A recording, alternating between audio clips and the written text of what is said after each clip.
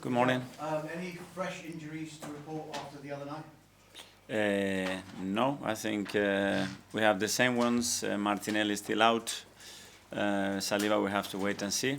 We have another training session this afternoon, and the rest is still getting closer, I think in the right direction, but not available yet. So Saliba's got a chance, but Martinelli, do you foresee how long he might be out for? No, we don't know yet, but I think this game is going to come too early for him. Just on those other four that you mentioned, just Jesus, Odegaard, Maguire, Havertz, have you got any updates on when they could be back? I would say weeks, and some of them pretty soon, hopefully, if they keep evolving the way they are doing. But difficult to put a game. You know that we have the international break, which is a 2-week break there. And after that, I think we'll have some back. I don't know if it's going to be all of them, some of them, but we'll be quite close by then. 8 wins on the spin now for your team. I'm guessing momentum is very, very difficult to build, but very easy to shatter in a way. Is that the message to your team, to keep the foot on the gas consistently? Yeah, and maintain the level of urgency, the concentration, the focus, the ambition that we are showing every game. And every game brings different challenges. Sometimes we have to be very patient. Some of the times we have to have a different approach. And the game against Burnley is going to be really tough. They are extremely well coached. I know it's called really well what is done with the club and with this team. It's formidable. And when you look at all the games, I see 5 of those, the last games that they played, very, very tough team to beat. They are one of the 3 promoted teams. In the last 2 seasons, all 3 promoted teams have gone down. Currently, none of those 3 promoted teams are in the relegation zone.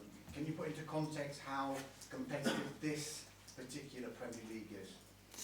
Well, more than ever, I think the level is increasing year after year. Better structure, better organization, better decision making from clubs, managers, better players. So it tells you the difficulty of that. And when I look against big teams, the way they have behaved and how they have earned points or lose points, it's for very small margins, and that's the reality in this league. You've said before that you've loved every minute of being manager at Arsenal. Mm-hmm. I guess even win, lose, or draw, you said that you love it. Is picking this team currently fast becoming the worst part of your job? No, I cannot say that. It is the worst part in terms of the decision with certain players when you don't allow them to play, which is the hardest part in our job. But they acknowledge that as well. And at the end, it's like when they make decisions, some good, some bad, I'm not judging every decision that they make. We cannot do that. So the other way around, this cannot happen. So at the moment, we are dealing with it in a really positive way. And you can see the consequences to that in the impact that every player that is not playing is having, and when they have to play, the way they are performing. And you only do that with good preparation and good mental state. How do you manage that disappointment, though? Because it's human nature for players to say, I should be playing, I deserve to play. But sometimes you have to tell them, actually, you're not going to be in the team today. Well, it's an education that you get since you are young, and you decide to play football. You know that there's 11 players playing, and then another 10 or 12 that they're not going to start the game. Doesn't mean they're not going to be important for the team. So hopefully that's an education that all of us got with the right coaches very early in our careers. If I have to do that right now, obviously it will be difficult. And just try to do it, with an open heart, understanding that you care about them and you want the best, and they will have their moments. And then, try to be as fair as possible when you see certain behaviors and that willingness to play, give them obviously the opportunity to play. Final one for me, Mikel. It's often said a team reflects their manager. When I'm watching Arsenal now, they look calm and controlled. Mm-hmm. When I'm watching you on the sidelines, you seem to be calm and controlled. Yeah, sometimes more than others, yeah. Are you? And I remember you were talking just before the Atletico Madrid game that you've been working on that side of it. What have you done to try and become a little bit more calm and controlled on the sideline? Well, I think it's the years. I think the trust and confidence that you have in the team as well, in the work that you do. Getting feedback, I think, is the best thing for people that are very close in our jobs, people that knows you really, really well. Where is that coming from? Because sometimes it's a way. I want my team to be very active, and and at the same time very creative and very disciplined. And if you want the manager to be like that, you cannot be just watching the game like this. So as well, it's something that is the way I am, is the way I live the game, and I want the players as well to live the game constantly with that body language. And from there, yeah, you can always improve. Thank you. Anita, Premier League? Morning. Hi. Mikel. I wanted to pick up on what you just said there. Are you able to maybe tell us who it is that you turn to for feedback? No, a lot of people, some of them, and I cannot say it here, but it's just that, and the good and the bad, all ideas that they can bring to make us better. People that have a different perspective, they're not with us every single day, and probably that's the people that has the more clear picture about looking at things with a different idea or perspective to help us, not only me, but all the coaches, and for sure the players as well. Some of them we know, is that other managers by any chance? Yeah, other sports can be, but you will know them, yeah. Okay. And going back to the competitiveness of the team, after the game against Brighton, Mars Lewis Skelly said that he enjoys that competitive spirit and he loves to give you something to think about. Do you feel in virtually every position at the moment, all your players are giving you something to think about ahead of choosing a starting 11? Well, that's what we want to create. If we want to get the best out of all of them, those standards have to be set in training. And if you don't have that in training, very difficult to replicate it during matches. So this is the balance between the competition and the cooperation between the players as well, to understand their role on the day and what they have to do. But I love that spirit. Scott Parker was also very complimentary about you. He said that it's an exceptional, well-oiled machine when it comes to talking about Arsenal. Do you feel the team is a well-oiled machine, or how far are they away from being that? Yeah, I think we are able to dominate a lot of aspects of the game. We can, of course, improve in many of them still, and that's a constant evolution as a team. But the more resources and the more things we can dominate throughout a game, especially in the Premier League, the better chance you have to win games. Thank you, Mr. Thank you. Ian, talk to me. Hi Mikel, how are you? Very good, thank you. As we sit here right now, we don't know when your League Cup quarter-final with Crystal Palace is going to be played, because there is, to put it mildly, a pile-up of fixtures. Not on Christmas Day, I think. It's an option. Christmas Eve. It's an option. Okay. Hopefully not. I was wondering if you could speak to me about where we've got to now regarding players and supporters, and how the amount of fixtures and how often they're coming is beginning to affect both players and supporters. Yeah.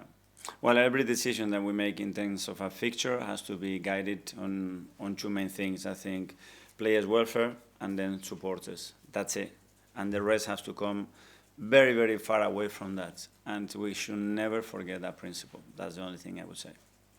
Are we in a situation sometime soon, not now, but maybe in a season or two, if this continues in the amount of fixtures that big clubs are having to play, they may have to pull out of some competitions because they just can't fit all the games in? I hope we don't go. If we have that big piece of paper with those two principles there in front before we make any decision, all of us in our industry, we won't get there. If we don't and we just ignore that, then anything is possible. On a brighter note, we're coming into November. You're winning every game without conceding a goal. Other teams are inconsistent, let's put it that way, likes of Man City, likes of Liverpool. In terms of that, is this the perfect opportunity now for you and Arsenal to go and achieve what you want to? It's a big opportunity what we have ahead of us, but we have to continue with that level of consistency, and we know how difficult that is. And tomorrow is going to be an extremely tough match for us, and we're going to have to again hit those performance levels to end the game. And finally, you've spoken about how difficult it is to pick the team and tell players when they're in the starting 11 and not in the starting 11. Two youngsters the other night you were beaming about, one making his debut, Max Down, what you've seen before. How difficult is it to tell youngsters, kids, when they've played and they've had that high, sorry, maybe you're not starting next game, or you may not even be in the squad next. How difficult is that for you? Because you said the other night it was one of the proudest nights you've had. Well, when you're delivering good news, it's so easy and it's so wonderful, and you get an incredible reaction. But you have to be prepared in our job to give all the kind of news and messages sometimes. And it is for the best for the team and maybe not for the best of the individual. But you never know, because some decisions that at the time you think they are not good for you, they become the best decision for your career. And I have experienced that myself. So take them, make the most out of them, and we'll see what happens next day. Tom for London. Hi, Mikel. Hi. Miles spoke to some of our colleagues on Wednesday, and he used the word "our house" to describe the Emirates. I'm curious, is that something that you've kind of instilled culturally, or has that organically come from the players, that tag of the Emirates being our house? That's the way I feel it, hopefully the way they feel it as well. But to use that language, you really have to feel it. You have to feel that when you get there, your energy level, your desire to defend your house, to threaten anybody that comes very close to that, it has to be your mindset. And if the players feeling that and our supporters feel that, I think we're going to be stronger. And when you now go away, as you do on Saturday, how does that messaging change, being in enemy territory, for instance? How does that change the wording, if you like, of what goes from our house to their house? Yeah, we go to a different territory. Obviously, we use a different language to that. But yeah, at the end, the purpose and what we want to achieve in the game is very similar, but the context changes because we are in a different situation. Simon, Standard. Mikel, just on the calendar and the fixture issues, Rodri last season spoke quite passionately about players feeling they're at the point where they might have to strike to get their voices heard. Is that when you talk about anything is possible, your kind of fears that people aren't being listened to, take sort of extreme measures to get what it is? Hopefully no. If we look after the players' welfare and our supporters, I think we're never going to get to that point. And that's it. And we have to close the window there. We cannot open that window. It has to be closed. It's our most precious value. We have the best league in the world, and we cannot just open any window for anything just to lose that, because we don't respect that and we forget what we are made of and what it makes this game and this league so special. And if we respect that, I'm sure we're going to be totally fine. Just on Noni, Martin and Kai, you sounded pretty confident on them. That game after the international break was obviously the North London derby. Is your hope that you can have the trio back for that? Yeah, I'm excited because they are tremendous players. I see them work every single day, how desperate they are to be part of the team, the huge boost that is going to be for the squad to have. And those players, again, available after such a long time. So really happy that I think it's going to be very soon. James Athletic. Hi, Mikel. Hi. I just wondered, when you have a night like you did the other night in the League Cup, where players who played less are making a big contribution, academy players making a big contribution, what impact does that have in the dressing room in the days that follow? Do you see the transformational impact that can have? Absolutely, and especially when we talk about players that they are starting their careers, because we all been there, and that's something that I discuss with the players. I make sure that when Andre thinks about this day, he knows exactly the date, the team, the hour, and who we played next to that and what actually happened that day, because that's for the rest of your life, and we are all responsible to make that day, that night, very, very special for him. And the other fact, because you play a cup, that you are in or you are out, and if we want to win every trophy, we want to be there, we have to be ruthless in every competition. And in order to achieve that, we're going to need any player, and in order to do that, you have to be at your best. And we have a lot of players that play very few minutes, but on -3, Kepa make that save because every day he trains like a beast. And it's not a coincidence. You have got a really talented group, a big group as well. Do you have any concerns about sustaining a group of that size in the long term, or do you feel more that this is a necessity and other clubs will be following that example? Well, because I've been part of that. When I was here at Arsenal, we have an incredible squad. When I was at Manchester City, and you could pick 2 or 3 players per position. If you want to be, you go to Chelsea's or Liverpool when they win it. They all have it. We don't doing anything special, and thanks God we have it, because we have 5 or 6 players out, big players out, and we are having to use other kind of solutions as well, and the team remains competitive. So very necessary. I don't think you get away at that level with anything else than that. Okay, we'll do the last couple in the air live. Firstly, Phil at the back for PA. Just one more on the fixture congestion. is there an easy fix? Because obviously it's a topic that comes up season after season. Is there an easy solution to it? No, probably it's not easy, but it has to be doable, because if we are putting something that is not doable, then what are we doing? So it's doable for sure, so let's do it in the best possible manner, respecting players and supporters, that's it. And just in terms of Arsenal's form at the moment, you know, when you go on a run like this, 8 wins in a row, 6 clean sheets, I mean, the confidence in the camp must be so high. Is there a feeling, you know, that Arsenal are unstoppable at the moment? No, because you always have that sense of urgency, and you see the complications and the challenges that the next opponent is going to bring you, and we know that, and every 3 days with very little time to train and prepare, we always have to be like this, and I see everybody in their toes, ready for the next game, and accepting that challenge and understanding that the opportunity is there as well, and if we do what we have to do, we have a big opportunity to win again. Jane, ESPN. Mikel, when does the title race start for you? I don't know, for you, in pre-season already. So for me, it's the first day in pre-season, just trying to prepare the team and individuals in the best possible way, and go game by game, because this is going to be so long. There seems to be a real belief among the players that they can win it this year. I mean, do you encourage them to talk about it openly, or do you kind of shut it down? How do you treat that around the players? Yeah, well, we have to focus on the journey and what we have to do every single day. Fixing the outcome, of course, we want to win it, and the preparation is towards that.